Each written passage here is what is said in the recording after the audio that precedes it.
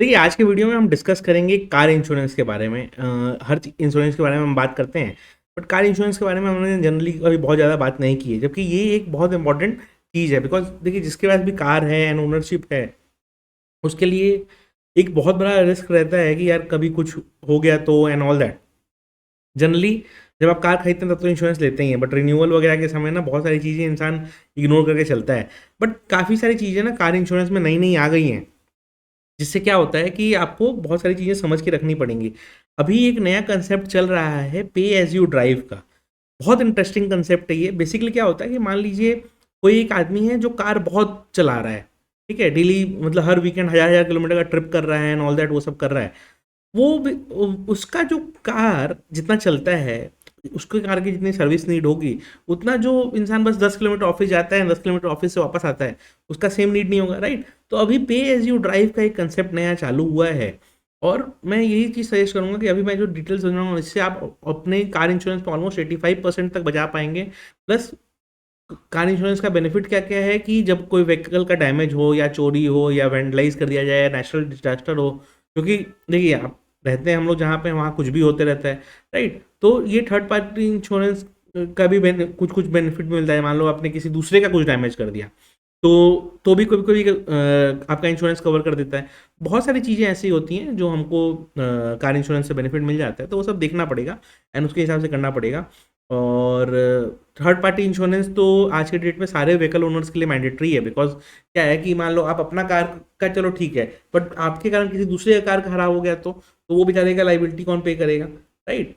तो ये एक चीज़ करके रखा है एंड गवर्नमेंट ऑफ इंडिया ने इसको मैंडेट करके रखा है कि आपको लेना ही पड़ेगा, तो वो चीज़ है, राइट? अब कैसा है कि मैक्सिमम इंडियंस क्या है, एक डिसेंट अमाउंट का ड्राइव करते हैं पर मंथ, राइट? पे एज यू ड्राइव का जो कंसेप्ट मैं बता रहा था आपको, उससे क्या होता है कि आप जितना किलोमीटर चलाएंगे उसके हिसाब से चलेगा।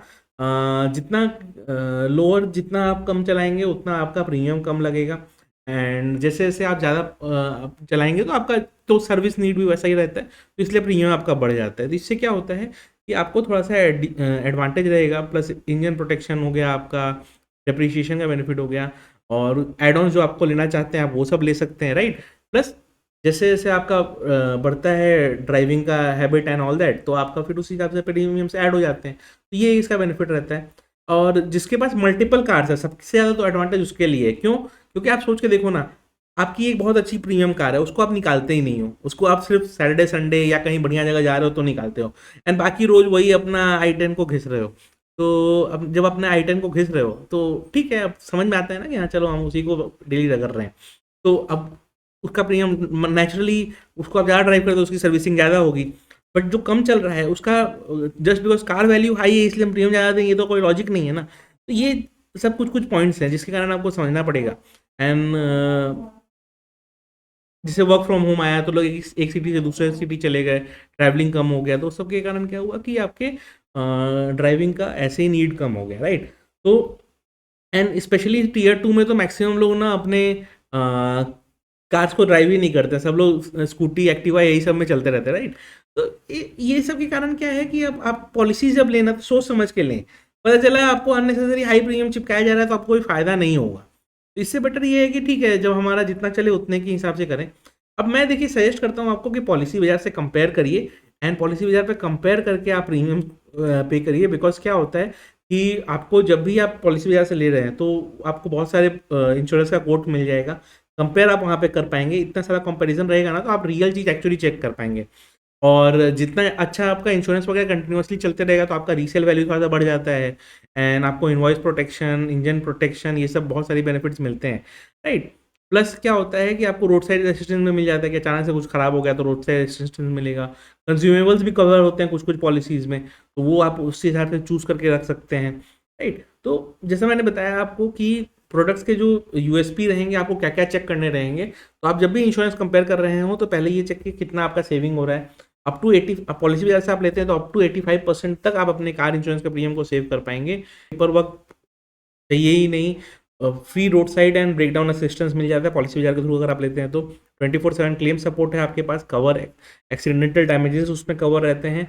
20 प्लस इंश्योरेंस है जिससे आप चूज़ कर सकते हैं। कैशलेस गैरेज फैसिलिटी भी अवेलेबल है, and zero depth cover and engine protection cover भी आपको मिलता है, and return to invoice owner, return to invoice cover और नो क्लेम बोनस भी आपको इसमें बहुत सारे पॉलिसीज में मिल जाता है। तो ये सारी बेनिफिट्स रहेंगे।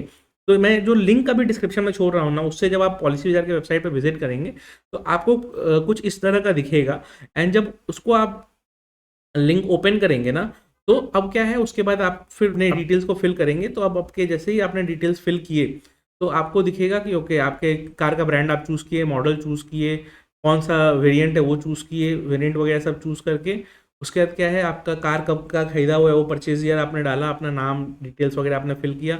उसके बाद क्या है, आपने क्लेम का पूरा डिटेल्स अपना फिल किया, एंड उसके बाद आप देखिए कि आपको इतने सारे ऑप्शंस मिल गए जिस इंश्योरेंस का आपको लगे। और पे एज यू ड्राइव वाला जो कंसेप्ट है, तो जितना आप किलोमीटर्स के हिसाब से आपको जो एवरेज किलोमीटर चलता है आप उस हिसाब से अपना प्लान लीजिए, एंड जिस हिसाब से आपको कवरेज का लेना रहता है उस हिसाब से अपना प्लान्स लीजिए।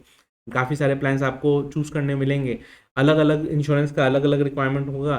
तो आप अपना बेस्ट इसमें कंपेयर करिए, एंड उसके बाद अपना डिसीजन लीजिए, एंड उसके बाद अपना पॉलिसी लेने का सोचिए। तो देखिए, जाने के पहले रिमाइंड आपको करा दूं कि जरूर कार इंश्योरेंस एक लेके रखिए, एंड नए तरह के जो कार इंश्योरेंस है, pay as you drive and all, उस तरह के कार इंश्योरेंस पे फोकस करिए। जो ट्रेडिशनल चला आ रहा है उसी बेसिस पे आप हर साल एक्स्ट्रा प्रीमियम पे करते जा रहे हैं, एंड पता चला वो कार आप यूज भी नहीं कर रहे हैं, तो क्या फायदा उस तरह का प्रीमियम का। इससे बेटर है कि जो नए नए तरह के पॉलिसीज आए हैं, कंपेयर करिए, बेटर जो लगे उस हिसाब से लेने की कोशिश करिए, एंड नई नई चीज़ों को अडॉप्ट करने की कोशिश करिए। ऑनलाइन लेने से आपको आप ही का पैसा बचता है, तो आपका पैसा बचना आपके लिए ही बेनिफिशियल है, राइट। तो जो भी डिस्काउंट मिलेगा वो आप ही को है। एंड आपने भी देखा होगा कि कार इंश्योरेंस में ऐसा कोई भी बेनिफिट अलग से नहीं है कि आप ऑफलाइन लेते हैं तो अलग बेनिफिट मिल जाएगा। इससे बेटर है कि ऑनलाइन इंश्योरेंस का ही देख के रखिए।